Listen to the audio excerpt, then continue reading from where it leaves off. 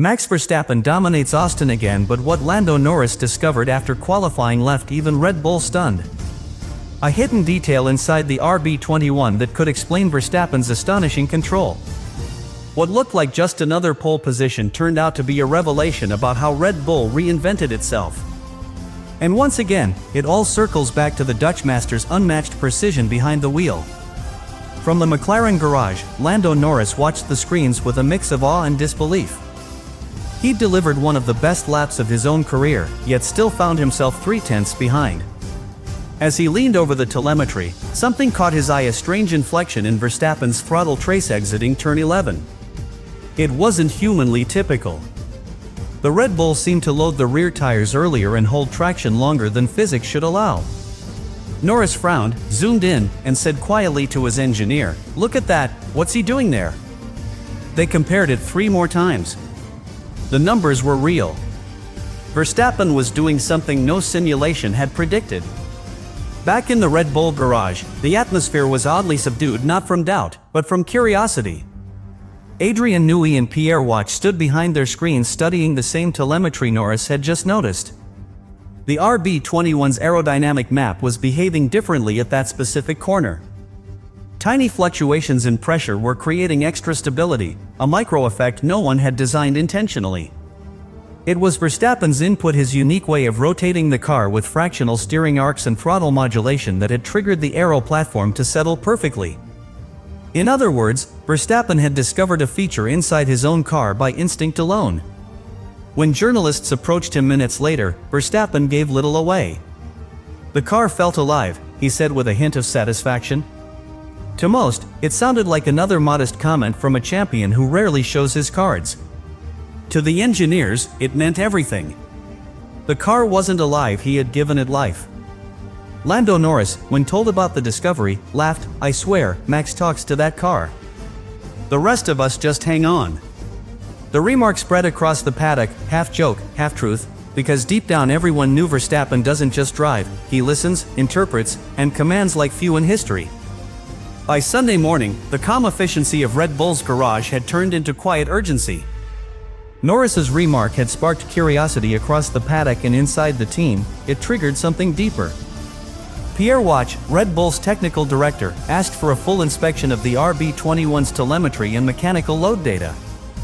For weeks, Verstappen had mentioned subtle variations in the car's balance moments when the front end settled differently from corner to corner.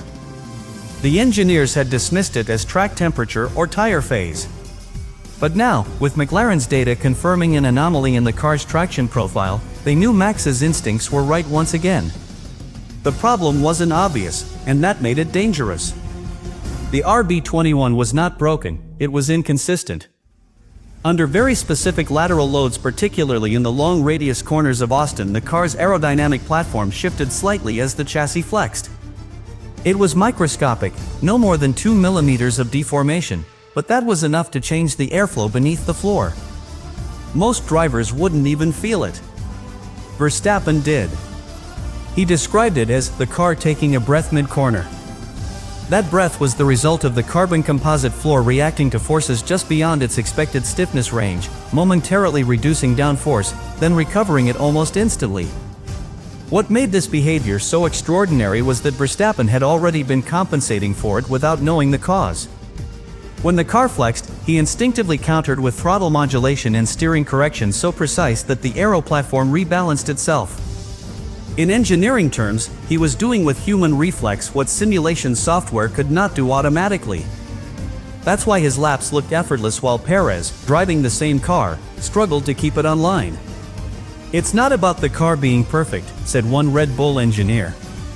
"It's about Max understanding its imperfections faster than we do." When Red Bull's data team ran correlation tests between the simulator and Verstappen's real laps, the difference was staggering. In the simulator, the RB21's load consistency through Austin's turns 6 and 7 dropped by almost 5%. In Verstappen's onboard telemetry, it remained stable within 1%. He was essentially correcting the physics in real time. That discovery forced the team to rethink their assumptions. The RB21 wasn't misbehaving, it was revealing a new layer of aerodynamic flexibility that Verstappen alone could control.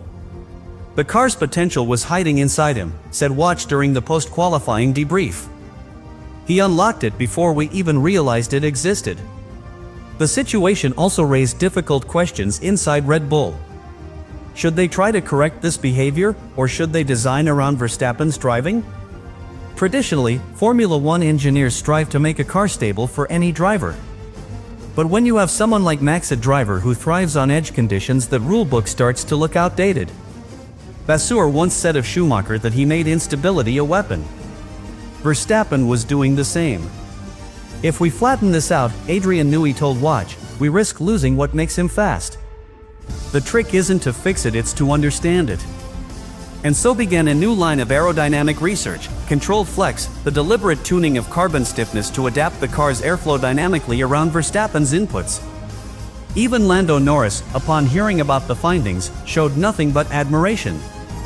That's the difference between Max and the rest of us, he told Sky Sports. He doesn't need the car to be perfect. He makes it perfect. That statement resonated across both garages. While others depended on the car's design, Verstappen depended on feel, and his feel had become the most precise tool in the sport. For the Red Bull engineers, that meant one thing: the limit they thought they'd reached with the RB21 wasn't the limit at all. The problem wasn't a flaw to fix, it was a gateway to understanding how far the car and Verstappen could evolve together. The realization was humbling. The world champion hadn't just driven around the issue, he had already integrated it into his style, making the unpredictable predictable. And in Formula One, that's the difference between the very good and the untouchable. When the paddock lights dimmed over Austin, the Red Bull garage stayed awake. The mechanics worked in near silence, the engineers buried behind monitors and simulation graphs. This wasn't about celebration anymore, it was about comprehension. Adrian Newey, still wearing his headset, had asked for one thing: total correlation. He wanted every load trace, every airflow simulation, every vibration pattern from Verstappen's RB21 compared against Perez's. The results came in before midnight. The data confirmed what Norris and Verstappen had both sensed: a dynamic flex pattern was altering the aero map mid-corner. The car was bending, ever so slightly, but instead of losing grip, Verstappen was converting that movement into stability. It was, in technical terms, beautiful chaos. The RB21's carbon floor wasn't malfunctioning, it was responding. A subtle torsional yield in the central spine of the chassis caused minute pressure changes under the plank, which shifted the center of pressure forward by less than 1%. To most drivers, that shift would feel like a snap of understeer or a loss of confidence. To Verstappen, it was information, a signal he could translate into action. He's surfing the air, Newey said to Watch, shaking his head in disbelief. He's reading the car through the floor. The comment wasn't poetic, it was literal. Verstappen was interpreting aerodynamic load through feel, adjusting the throttle to flatten the platform at exactly the moment it wanted to lift. By 2 in the morning, Red Bull's simulation department had built a digital twin of the RB21, programmed with the new deformation metrics. They ran Verstappen's Austin laps through it in real time, feeding in his throttle and steering inputs. What the software revealed stunned everyone: each of his corner entries created a resonance pattern that reduced the flex amplitude by half. In short, Verstappen was damping the car's own movement with his hands and feet. Pierre Watch looked at the screen, then at Newey. He's controlling the chassis like a suspension system, he said quietly. He's stabilizing a moving floor. No algorithm could replicate it. No simulator could teach it. This was instinct elevated to science. The next morning, Newey gathered the aerodynamic group in Red Bull's hospitality suite.